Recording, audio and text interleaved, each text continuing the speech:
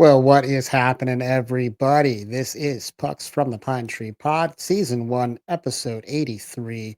I'm your host, Benjamin Kennedy. Thank you so much for joining me this evening. It is the 21st, 4 days away. Big countdown to Santa Claus arriving, eh? Christmas right around the corner. I hope everybody's preparations are going well out there. I can dare say, for the first time, maybe ever, I've got all my Christmas wrapping done before the 24th. I Wrapping presents is not my favorite thing. I always seem to wait for the last minute, and I'm just really proud of myself that I got it all done, ready to go. Kind of relax now these last couple of days. I hope everybody else can get there as well and feel good and enjoy this season. Be having my little guy back here towards the end of the week, I should say, from the 26th to the 30th. I'll have him back here. He'll spend Christmas with mom and his sister, and it's just a magical time of year, right? 4 years old. I know both me and mom are going to suck that time up and just enjoy these magical moments with our kiddo. So yeah, Merry Christmas, Happy Holidays to everybody out there, and I hope it's a good one for all of you. Of course, going back a week ago here for the Bruins, we did have some, I'd say, fairly exciting local news with Oliver Wahlstrom, Maine native, Yarmouth native, being picked up by the Boston Bruins on waivers from the New York Islanders. Was waived there back on the 13th. A player that anybody local, of course, is known for a long time. Popular name around here. One of the handful of players from Maine playing in the NHL, and of course, I'm, being from Cumberland myself, this area, or living here now, I should say. Yeah, really exciting to not only see this guy in the NHL, but to see him now with his childhood favorite team, the Boston Bruins. So wanted to do a quick little kind of player profile, player review on Oliver, what his career has been like, and just provide a little information on what we have coming in here to what hopefully will be a second line right wing for the team. Did play third line in that first game back on Thursday, which we'll talk about later. 24 years old. He's 6'2", 205 pounds.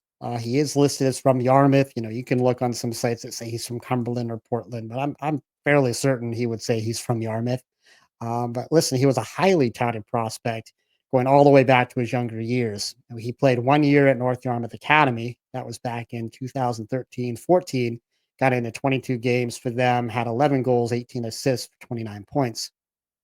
From there, he moved on to Shattuck St. Mary's prep school up in Minnesota. Played for them for a couple years. Had some monstrous years for himself. Let's see, back in 14, 15, he played for their 14U AAA team there. 65 games, 68 goals, 46 assists for 114 points. Just ridiculous numbers. And then did play up to their 18U prep team the next year, got into 43 games, 26 goals, 26 assists for 52 points. So you can see the trajectory this kid, was on right from the outset there in high school.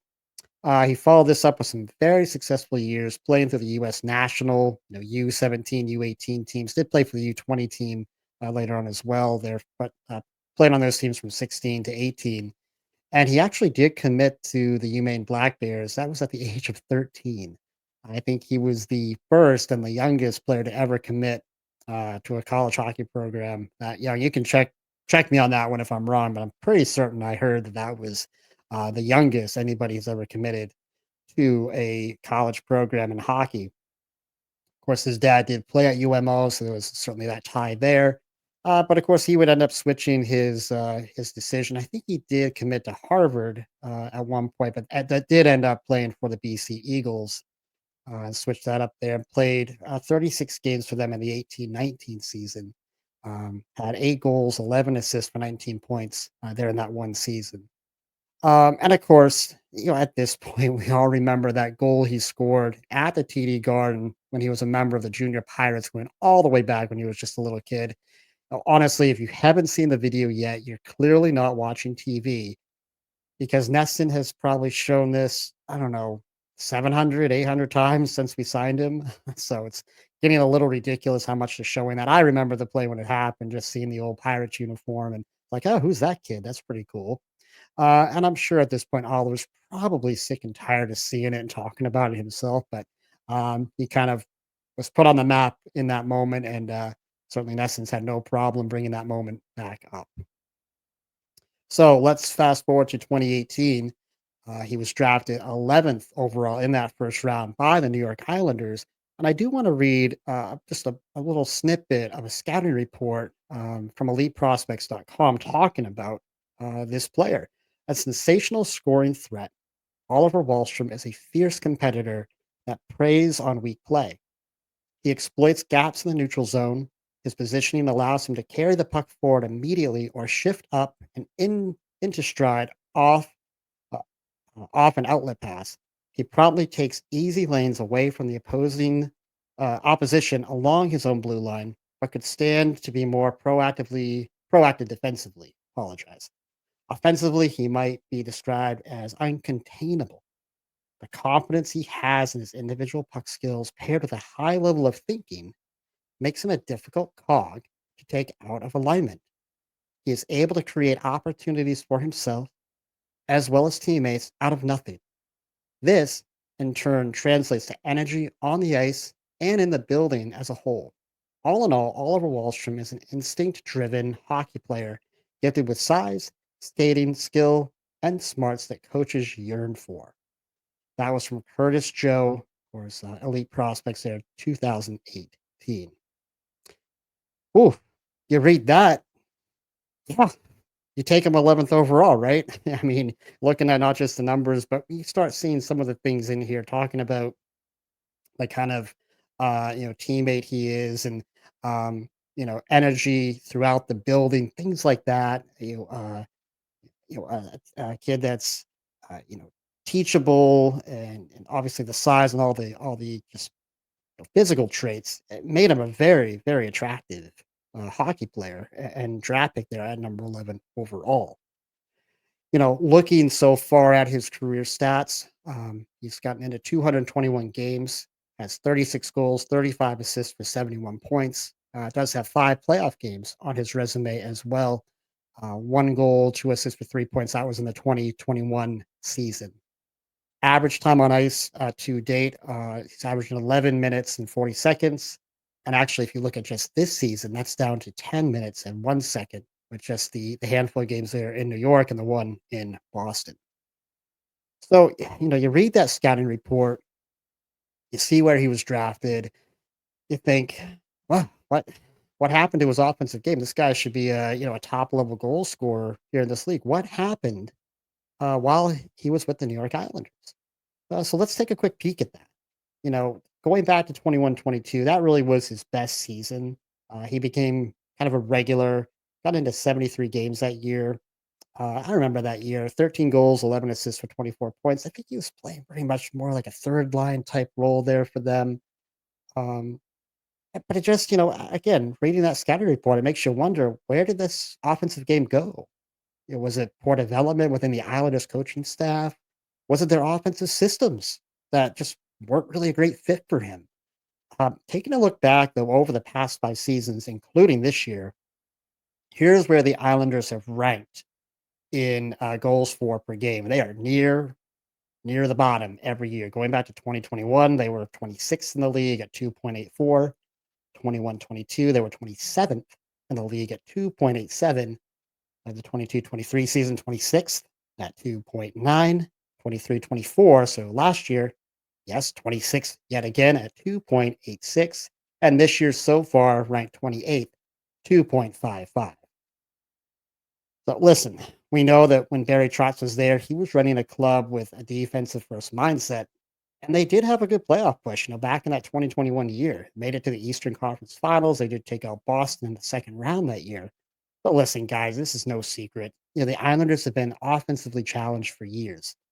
Potentially not the best system for a young, offensively gifted player like Wallstrom, perhaps. I'm not sure. But I'm not trying to simply rack this up to bad system, etc., or just take all the responsibility away from the player. But I do just think it's important to note this type of system he's been playing in and he came up in, and the fact that in a short amount of years, he's actually had 3 different head coaches during that time. that could be challenging. That could be so challenging, especially for a young player trying to find his footing, trying to find his feet in the league. When you review Wallstrom's ice time over the years too, in 2020, he was on the ice for 20.3% of the share of possible ice time. You look at 2021, it was 19.9%, 20.1% in 2022, and then goes down to 18.1% in 2023. And so far this year, it's at 16.4%. And these numbers are coming from moneypuck.com. Wonderful website with way more information than I'll ever use, but great, great website. Now, let's just take those numbers and let's reference this and compare it to one of his teammates, Matty Barzell. Now, listen, Barzell, one of their best players, so I'm not trying to compare the two before people get excited. But during those same years, Barzell was on the ice for between 29.7% and 34.2% of the time. So listen, yes, Barzell should get that ice time. And that's kind of how the ice time ranks up between a first line guy and a third line guy. But really, my point is this: not trying to compare the two players, but my point is this: that Wallstrom's never been given the ice time that traditional goal scoring forward should or would get in this league. Listen, maybe he didn't earn it, there on the island. Maybe the coaches saw other parts of his game they didn't like and wouldn't warrant him earning that ice time. Well, all that factors in. Listen, if you're an Islanders fan listening tonight, chime in. You guys have probably watched him way more than any of us Bruins fans have. I'd love to hear your thoughts on what you saw out of him. It's hard to lose an 11 overall draft pick. It's not number one or number two, but that's still a pretty high draft pick to not have pan out in your organization. But listen, regardless of the reasons why, it can be extremely challenging for a young offensive player to get quality scoring reps in the NHL. Now, when you're only playing the 10 to 11 minutes a night and really not getting much power play time or any power play time in there, you factor in the offensive system he's been part of, you play for three coaches. It all just kind of was just kind of a little bit of an avalanche, I would say, for a young player like him. So, just to give a little context as to where his game has been and part of why he was released. I personally feel like, I don't know what the team was thinking, but maybe they knew that he just needed a fresh start. Just get out of here, go find another place to play. Um, it just wasn't working. And I think probably good for both parties, right? Good for the kid, good for the player to land on his feet someplace else, good for the organization just to move forward and go a different direction. Of course, he has played one game for us back to Thursday night. What did we see in that game? And also, what should we expect to see out of Wahlstrom now that he's in Boston? Wearing number 71, the old Taylor Hall number. Let's step back to Thursday night in Edmonton. What did we see from the kid? Well, he was on the ice for 15 shifts. He got into, it looks like 8 minutes and 51 seconds of actual game time, 30 seconds on the power play. Was credited with two shots and one hit in the game. Overall, I felt like he made his 9 minutes count. He was noticeable out there, very noticeable out there. I saw some solid back checking. I saw some turnover creation in the neutral zone by him. And that one hit he got, oh boy, that was a physical hit, hard hit. Again, very noticeable play there. So good to see.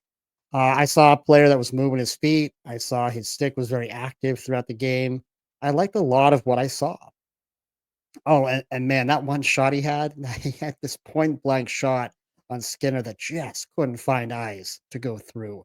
I think it was a pass from out behind the net, and I'll have to look it back up. But it's just such a great look. It's like, oh, what a great first goal that could have been for him, and quite honestly, one that the team needed.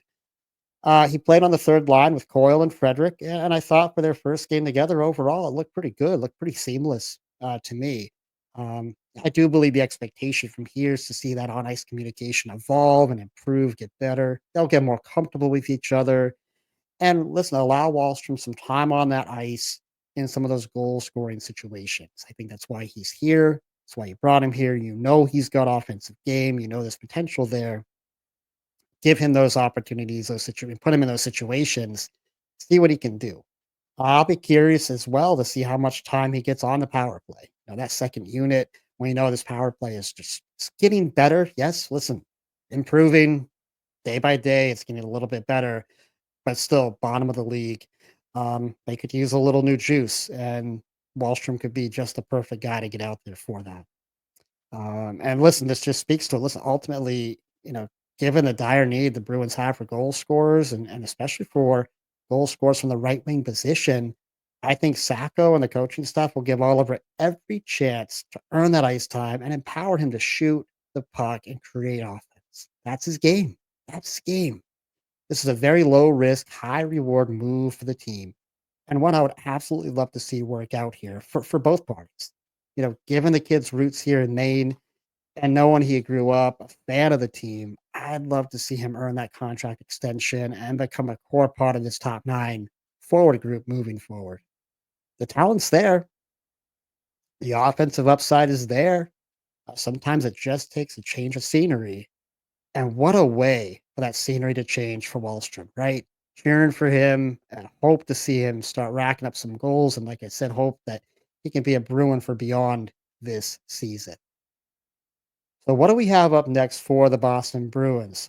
Tonight, they are home against the Buffalo Sabres. 7 o'clock puck drop there at the TD Garden. Currently, Boston is fourth in the Atlantic Division, finally being passed by Tampa. Tampa having all those games in hand.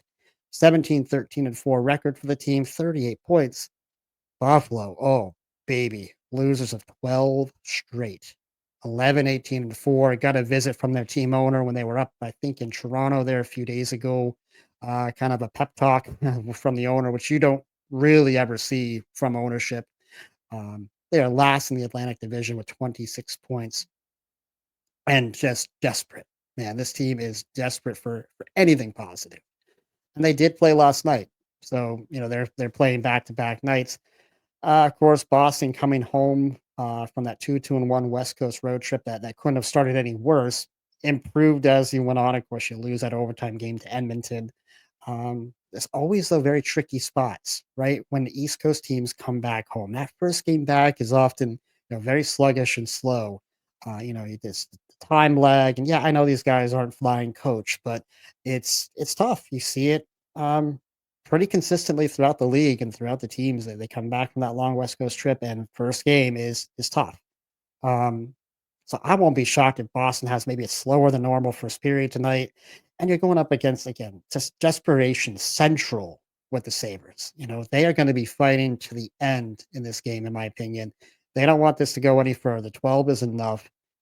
They're quickly falling completely out of any wild card race, any sort of playoff potential for them, and just very disappointing. We can talk more about the Sabres later, but tough one. Some people thought maybe this was the year. Maybe this was the year they were going to finally crack through that young, defensive core that they have and some of their goal scorers. But so far for the Sabres hasn't worked out.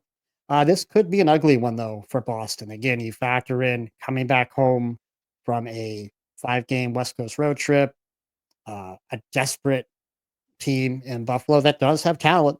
They do have talent. So listen, if you're a Bruins fan, what I would say, look for the team to survive that first period. Let's try not to be down by more than a goal or maybe even.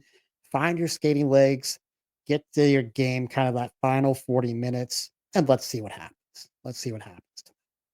So should be fun. Of course, we have just a couple more games before the small Christmas break that the league gives to the players. Think we have Washington coming in on, I believe it's Monday night. That will be a good game as well. But let's not look too far ahead, everybody.